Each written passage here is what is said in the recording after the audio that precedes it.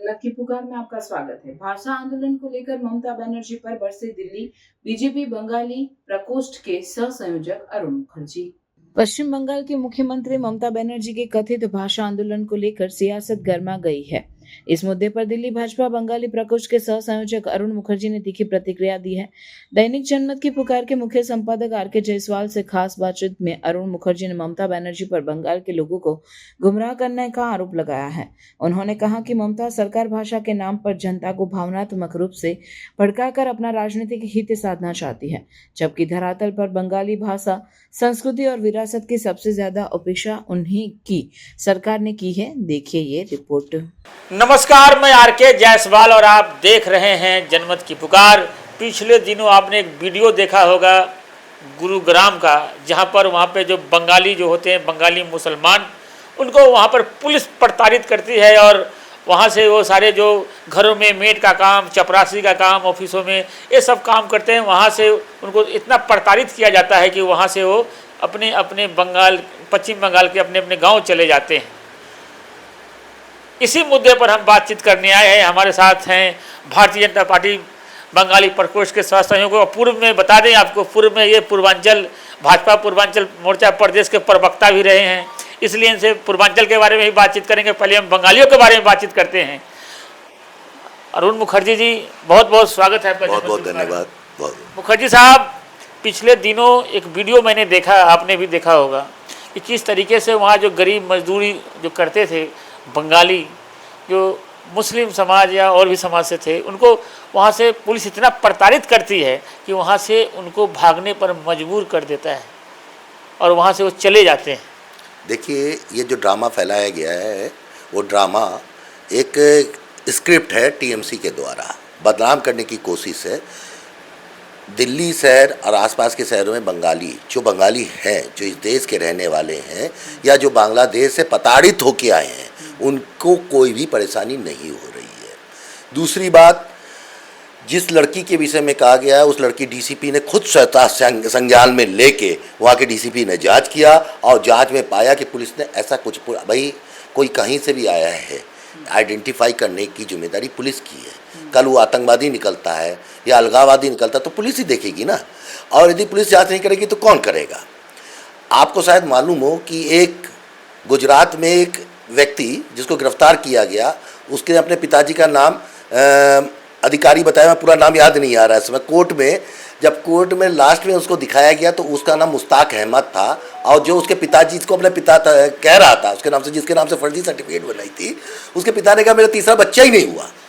इस तरीके की हमारे देश में इस तरह से जो पश्चिम बंगाल में जिस तरीके से लोगों को फर्जी रूप से बसाया गया, उनके आधार कार्ड बनवाए गए, उनको वोटर पहचान पत्र दिया गया, और स्वयं ममता बनर्जी चुनाव से पहले कहती थी 2 करोड़ बांग्लादेशी हैं, और अब उसको ही वो कर रही है।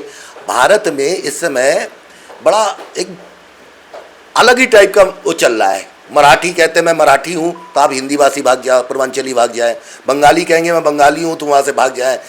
तो ये जो भाषा के नाम पे जो युद्ध शुरू किया, क्योंकि हिंदुओं को विघटित करने का इनके सारे प्रयास अब विपक्ष का विफल हो गया, तो अब भाषा के नाम पर देश को विघटन करने का प्रयास विपक्ष कर रहा है, और इसकी खामियाजा आने वाले समय पे देश को मिलेगा। आप तो देख ही रहे, पश्चिम बंगाल और बांग्लादेश की जैसी स्थिति बन गई है। बांग्लादेश की राह पे चल पड़ा है। कभी भी किसी लड़की का बलात्कार हो जो माँ मानने वाला प्रांत, जहाँ पे हमेशा लड़कियों को माँ माना जाता था, यहाँ तक कि जो बुजुर्ग होते थे ना, नाती पोते को भी माँ कहते थे। आज वहाँ क्या हो रहा है? आज बांग्लादेश की स्थिति, और पश्चिम बंगाल में भी लोग भाग रहे हैं, भगोड़े हो रहे हैं। ऐसा क्यों? उसका कारण ये है कि छद्म धर्मनिरपेक्षता की आड़ पर अराजक तत्वों को जो बढ़ावा दिया जा रहा है और उनके लिए जो बनाया जा रहा है, यही एक कारण है जिसके कारण आज देश यहाँ पे जा रहा है। आज भाषावाद के नाम पर लड़ाई शुरू हो गई है, ये उचित नहीं है। आप हिंदुओं को भाषावाद के नाम से लड़ेंगे। वहाँ पे वो राज ठाकरे कहते हैं कि मराठी बोलना ठीक है, हमारी भाषा, मैं बंगाली हूँ, बंगला भाषा मुझे अच्छा लगता है, मैं बोलूँगा, पर मैं यहाँ रहता हूँ तो मैं हिंदी बोलूँगा ना। तो मैं हिंदी बोल रहा हूँ, मेरा ये सब्जेक्ट है कि मैं कौन सा भाषा बोलूँ। ये सब्जेक्ट कहाँ से आ गया कि सिर्फ स्वाभिमान वो ममता बनर्जी आजकल आसाम में बंगालियों के साथ वहाँ पे स्वाभिमान, अरे आपने क्यों भूल गए कि जब निचले आसाम में बंगाली मारे जा रहे थे तो आपने एक बार भी आवाज़ नहीं उठाई। त्रिपुरा में जब कम्युनिस्टों के द्वारा और उग्रवाद को बढ़ावा दिया जा रहा था तब उस समय आपने क्यों नहीं आवाज़ उठाई? आज आपको जागृत हो रहे हैं, आज आपको लग रहा है कि आप हिंदुओं को बांट नहीं सकते, तो आज आप भाषा के रूप में बांटने का प्रयास कर रहे हैं और वो भी आपका असफल होगा।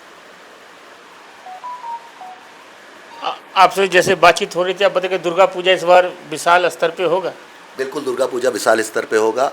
आदरणीय प्रवेश वर्मा जी से मेरी बात हुई है, उन्होंने आश्वासन दिया कि ITO घाट इस बार खोला जाएगा और उसके लिए जो भी सरकारी है NGT से जो भी परमिशन लेना, सरकार अपने हिसाब से काम कर रही है और हम लगातार संपर्क में हैं सरकार के साथ। और मेरा विश्वास है कि पिछले सालों की अपेक्षा इस बार दुर्गा पूजा माता दुर्गा का जो विसर्जन है उनको सौहार्दपूर्ण तरीके से विसर्जन होगा। यहाँ तक कि छठ पूजा में भी जो चीज़ें पिछली सरकारों में कमी रह गई है उनको भी पूरा करने का प्रयास किया जा रहा है और कोशिश की जा रही है कि DDA से भी इस विषय में बात करें। छठ पूजा की चर्चा की तो सीधा पूर्वांचल बिहारी समाज से के बारे में बातचीत होने लगी।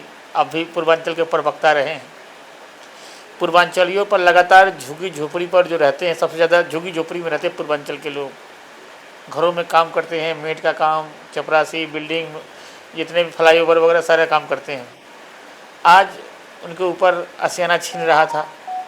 फिर रेखा गुप्ता का एक बयान आता है कि हम कभी मकान नहीं तोड़ेंगे, पहले मकान देंगे, मगर झुग्गी वालों को विश्वास नहीं हो रहा है कि वास्तव में हमारा नहीं टूटेगा, बुलडोजर नहीं चलेगा। देखिए, झुग्गी वालों को विश्वास करना चाहिए क्योंकि हम जो कहते हैं वो पहले करते हैं।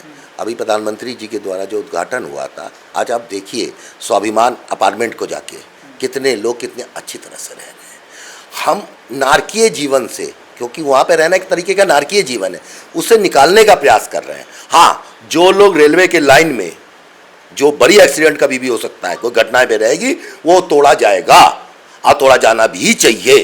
क्यों? क्योंकि उससे बड़ा एक्सीडेंट हो सकता है।